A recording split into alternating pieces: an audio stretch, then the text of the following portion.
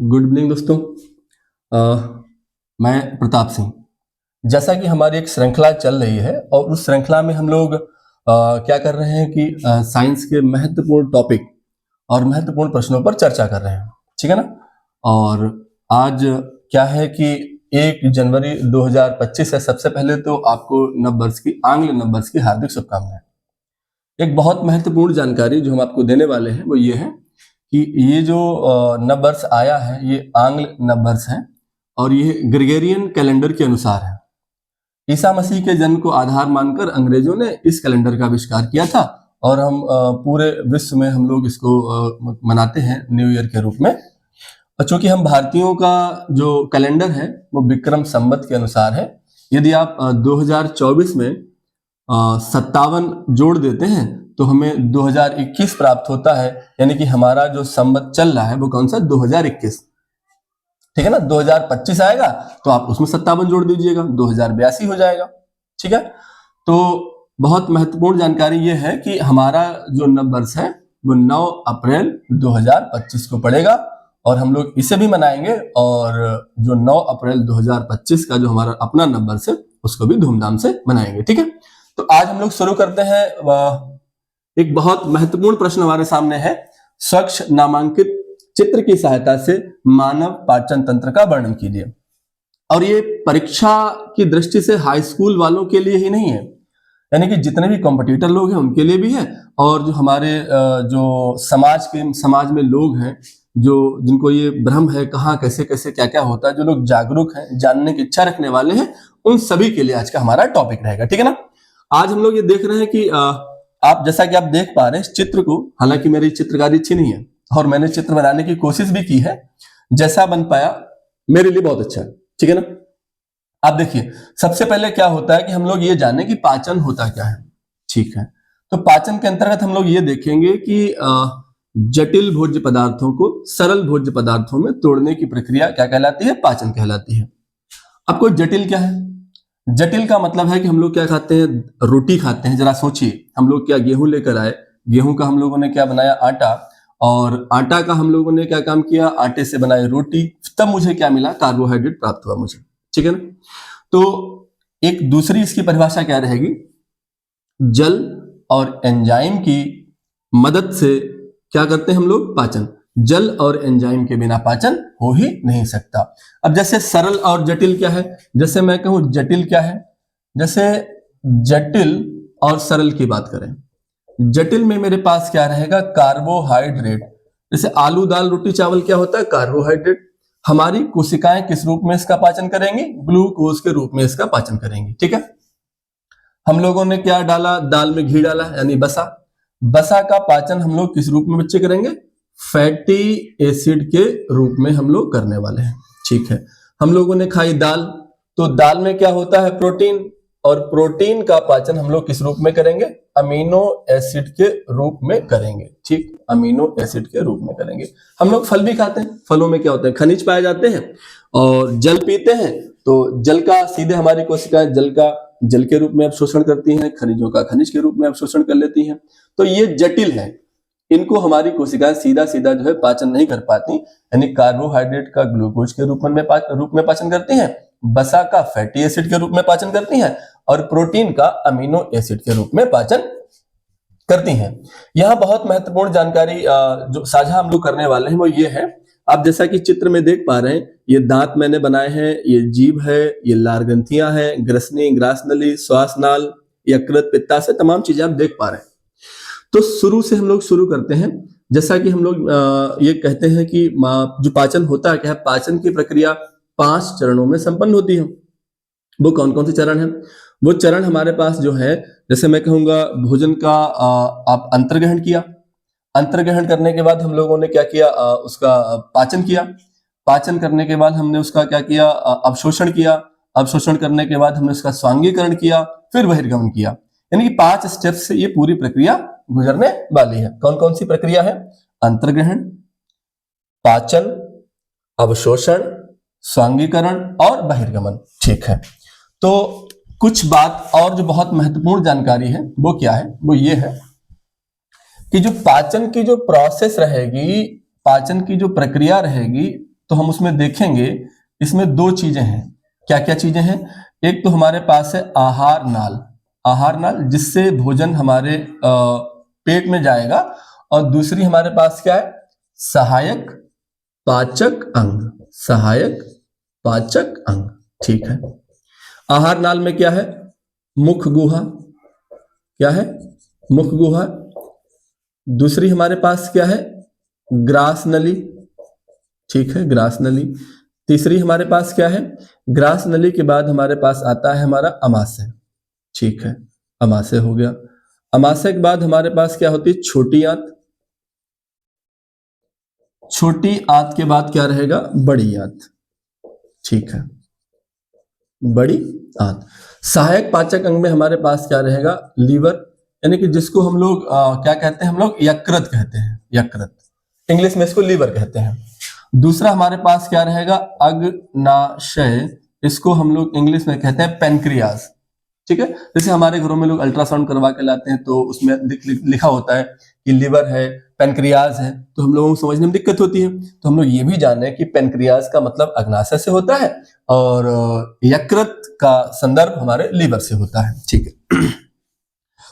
तो इस क्रम में हम लोग क्या करेंगे? हम लोग ये देखेंगे कि सबसे पहले भोजन कहाँ जाएगा? मुख गुहा में जाएगा। सबसे पहले कहाँ भोजन जाएगा? मुख गुहा में जाएगा। और भोजन जब मुख गुहा में जाता है तो हम लोग क्या काम करते हैं? इसको खूब चबाते हैं। अच्छा बताइए, मुंह में क्या क्या चीजें हैं? हमारे मुंह में दांत है, जीभ है, लार है, ठीक है। तो जरा समझिए इस बात को। दांतों का काम क्या है? दांत किसी भी चीज को काटने, पीटने का और पीसने का काम करेंगे।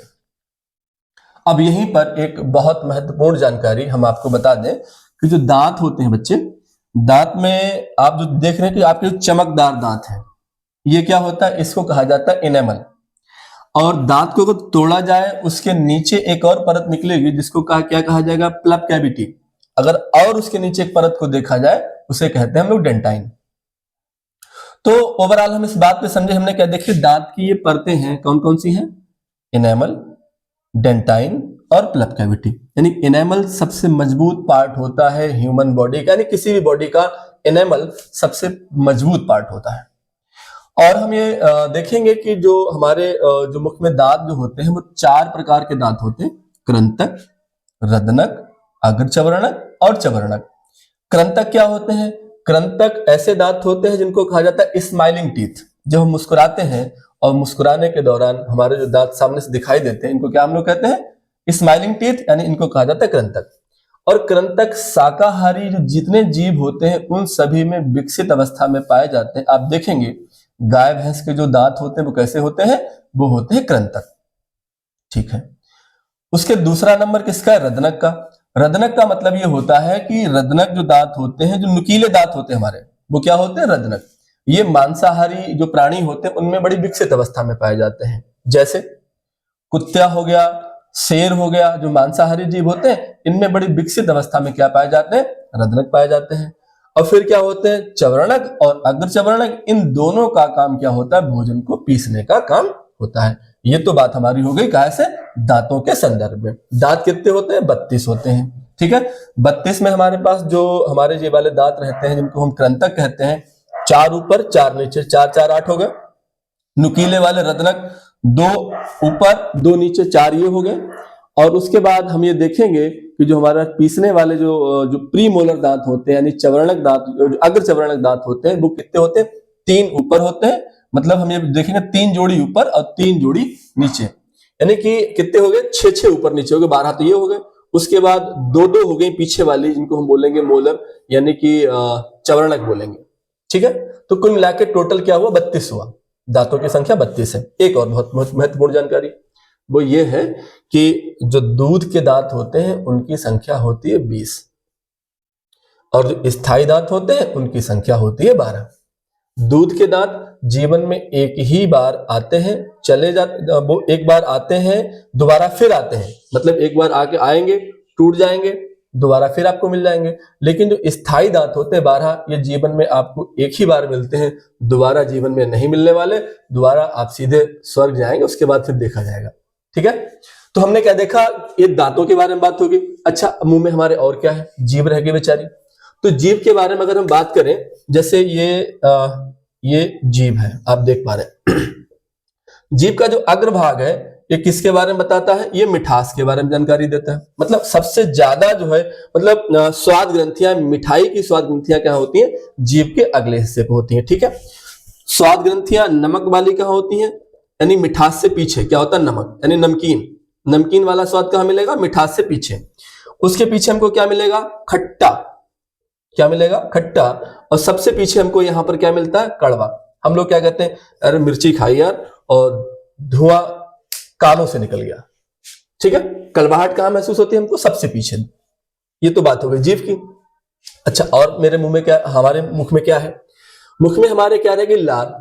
तो लार के बारे में एक बहुत महत्वपूर्ण जानकारी है। लार ग्रंथियों की संख्या होती है 6, यानी 3 जोड़ी लार ग्रंथियां पाई जाती हैं।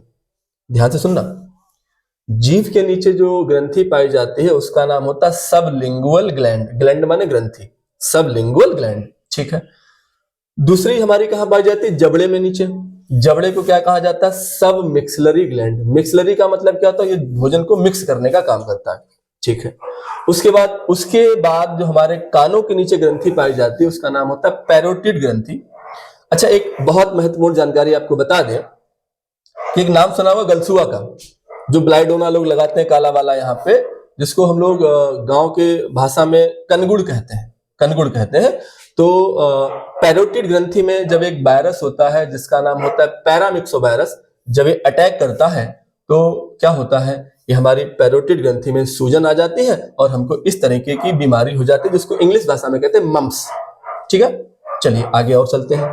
अब क्या है कि हमारी मुख में जो लार पाई जाती है, लार में 99% जल पाया जाता है और 1% एंजाइम पाया जाता है। आपकी परीक्षा के दृष्टिकोण से बहुत महत्वपूर्ण बात यह है कि जो 1% एंजाइम होता है, उस 1% एंजाइम में टाइलिन और लाइसोजाइम नाम के 2 एंजाइम पाए जाते हैं।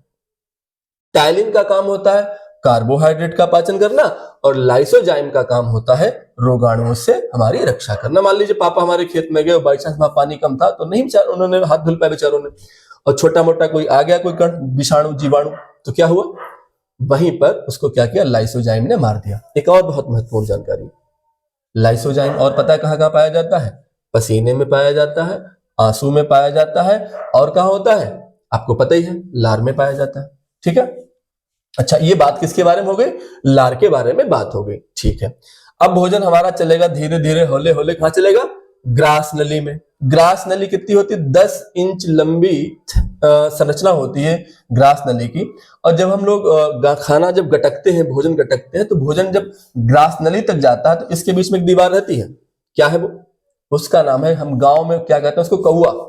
जैसे मुंह फैलाते हैं तो अंदर दिखता है, उसको कौआ कहते हैं, और इसको विज्ञान की भाषा में कहते हैं एपिग्लोटिस बाल्व। क्या कहते हैं हम लोग इसको?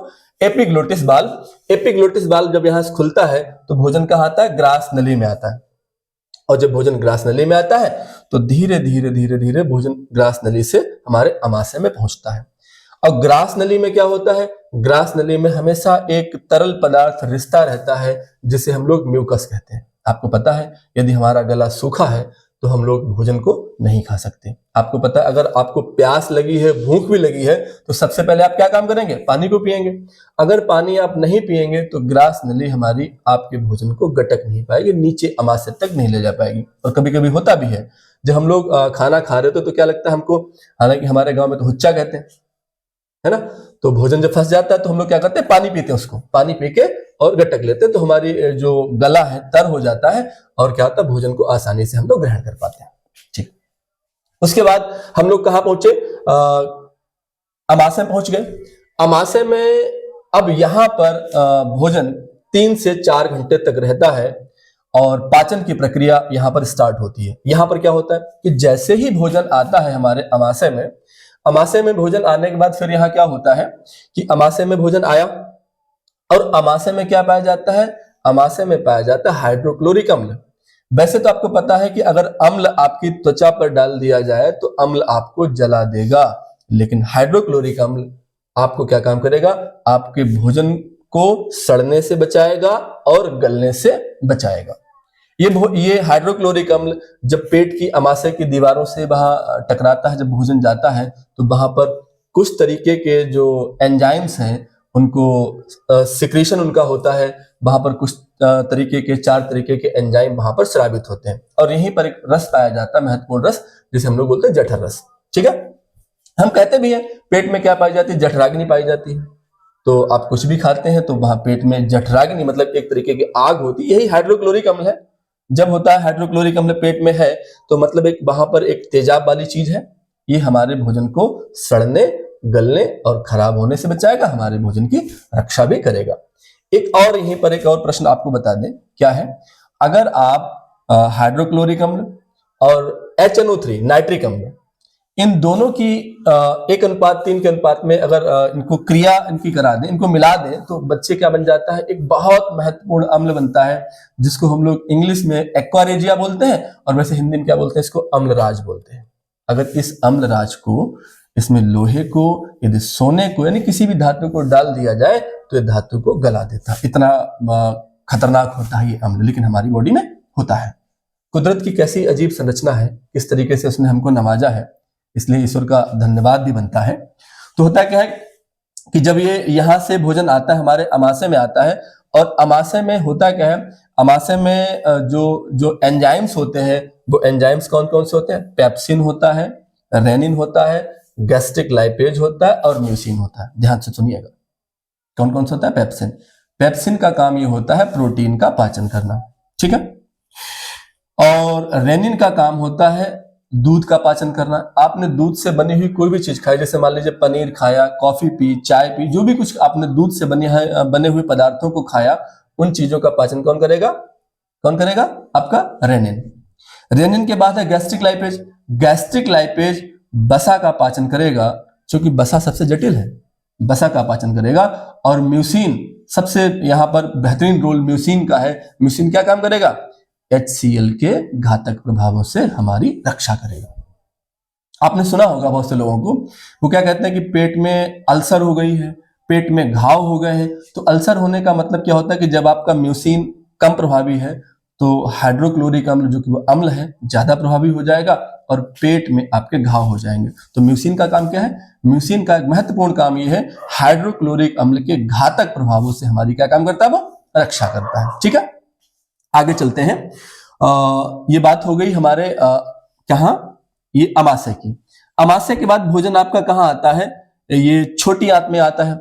अब छोटी आंत के लिए बहुत महत्वपूर्ण बात बता दें, छोटी आंत की लंबाई 17 फीट होती है और बड़ी आंत की लंबाई 5 फीट होती है। आपको ये कैसी बात हो गई, 17 फीट लंबाई छोटी आंत की, बड़ी आंत की 5 फीट लंबाई। आप कह रहे हो 17 फीट वाली को छोटा कह रहे हो और 5 फीट वाली बड़ा कह रहे हो। इसका भी कारण है बच्चे।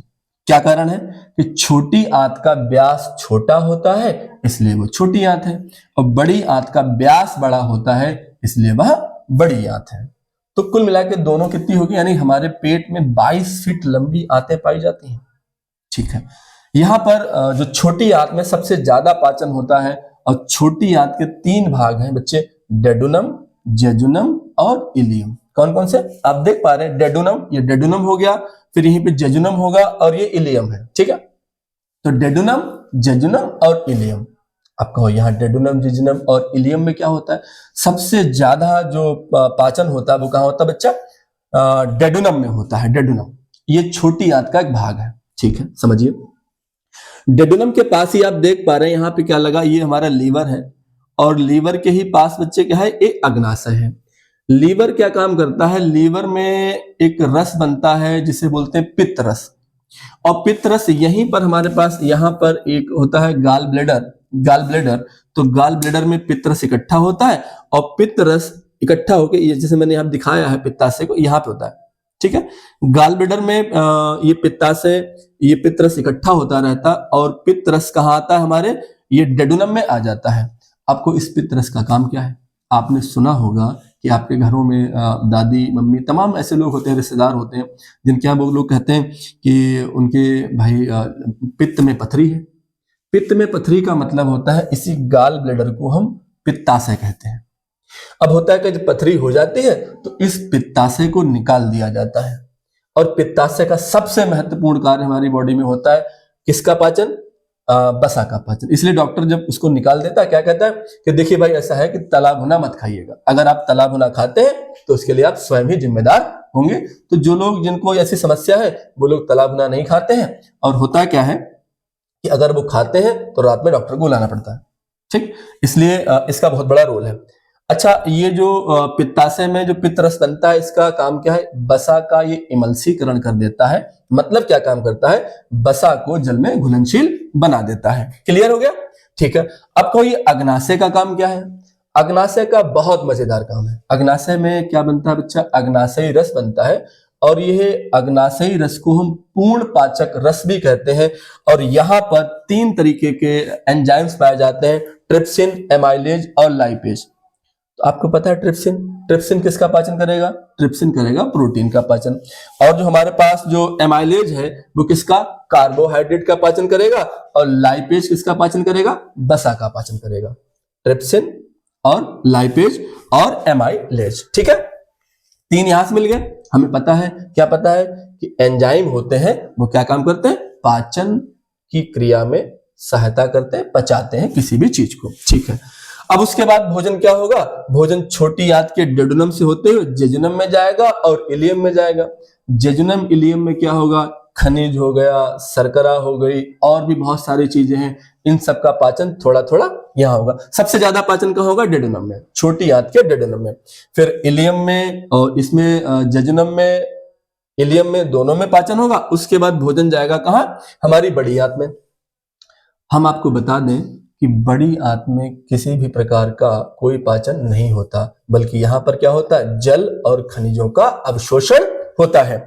आप देखेंगे कि इलियम के पास ही आप यहाँ देखेंगे सीकम है, और यहाँ पर मैंने दिखाया विली। विली का मतलब होता है रसांकुर, यानी कि इलियम के बाद क्या होते हैं कि छोटे छोटे रसांकुर पाए जाते हैं। रसांकुर में क्या होता है कि जो भी हमने भोजन के दौरान जो रस प्राप्त किया है चीजों को खा खाकर, वो रस, विली का मतलब क्या होता है? कुछ सिराएं होती हैं, उनमें क्या होता है कि ब्लड होता है, और वो जो रस हमने लिया है वो रक्त के माध्यम से क्या होता है?